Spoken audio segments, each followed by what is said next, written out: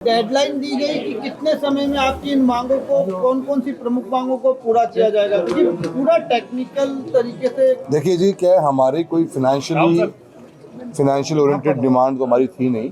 हमारे technical demands हैं। एक खरीफ 2021 का क्लेम का इशू जिसको हम बहुत टाइम से लड़ रहे थे, उसमें इसी सरकार ने 29 फरवरी 2024 को हमारे पक्ष में, किसान के पक्ष में फैसला लेते हुए हमारा 500 करोड़ का क्लेम जो पेंडिंग था उसको पास कर दिया था। अब उसके बाद में 1 साल बाद में 18/8/2025 को दोबारा से एक टेक्निकल कमेटी बैठी। बीमा कंपनी ने शिकायत दर्ज कराई भारत सरकार को, उसके ऊपर कमेटी बिठा के फैसला लेके हमारा 2024 के फैसले को निरस्त कर दिया। उससे किसानों को डायरेक्ट 500 करोड़ रुपए का लॉस हुआ है। हम इस मुद्दे को लेकर ही ट्रैक्टर मार्च करके आना चाहते थे और इस मुद्दे के लिए हम आए हैं। जिला प्रशासन ने हमें रोका और हमारी व्यवस्था कराई। मैं धन्यवाद देना चाहता हूं कि ये बड़ी हेल्दी डिस्कशन हुई है और बड़ी डिटेल डिस्कशन हुई है और हमने अच्छा टाइम स्पेंड किया और हमने सभी बातों पे तथ्य बात करी है। और मंत्री महोदय की इंटरवेंशन के बाद में डिपार्टमेंट ने ये माना है कि दोबारा से हम स्टैक बिठाने की बात करेंगे और जो हमारे पटवार में जो हमारे को 500 करोड़ का क्लेम जो वंचित रह गया था उसको स्टेप बाय स्टेप आइडेंटिफाई करके उसको चेक करेंगे और उसके बाद में हमारे एक रास्ता खुल गया है।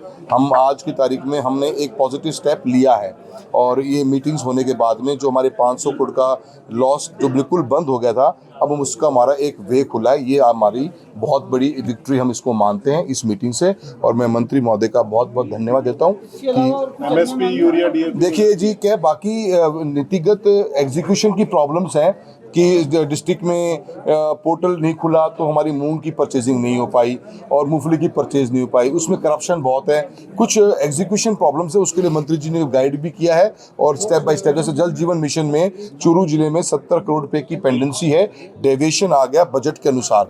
बजट हमारा करीब 400 करोड़ रुपए का था, 70 करोड़ कम पड़ गए। अब उसके कारण SLRs जो होती हैं, सेकेंड लेवल रिजर्वायर है, वो जुड़ नहीं पा रहे। अब उसके लिए मंत्री वो पैसा की फाइल घूम रही है 2 साल से, तो मंत्री महोदय ने इंटरवेंशन किया है, प्रॉमिस किया है कि जल्दी उसको पैसा निकल जाएगा तो हमारे वो जल जीवन मिशन का काम पूरा हो जाएगा। ऐसे हमारे पोर्टल का इशू है, MSP में हमारे पोर्टल पूरे नहीं खुले और पोर्टल न खुलने के कारण किसानों को 25% का ही परचेजिंग गवर्नमेंट ऑफ इंडिया करती है, तो हमारे 10,000 से कम पोर्टल रह गए हैं, ज़्यादा पोर्टल रह गए, टोकन्स रह गए हैं। वो टोकन खोलने का भी आश्वासन सरकार ने दिया है। हमारा एक नौहर फीडर का इशू था, नौहर फीडर के अंदर 120 करोड़ रुपए की DPR बननी थी state government of Haryana Rajasthan की पार्टनरशिप में, जो भारत सरकार फंडिंग कर रहा है। अब उसको प्रोजेक्ट को एग्जीक्यूट हुए 2 साल हो गए, वो DPR ही बन के तैयार नहीं हो रही।